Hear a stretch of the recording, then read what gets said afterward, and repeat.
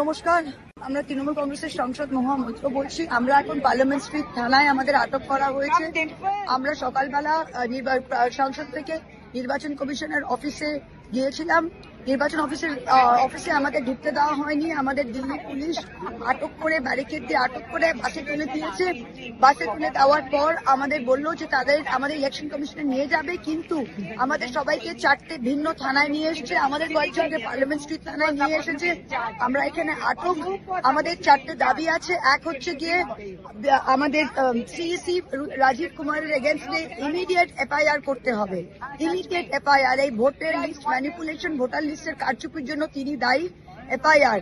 আর আগামী দিনে digitisation of voter list চাই। আমরা ভোটার লিস্ট ডিজিটাল ফর্মে চাই। এই manual voter list machine readable নয়, আমরা মানব না। 3, এই বিশেষ নিবিড় সংশোধন SIR এখন একদম বন্ধ করতে হবে।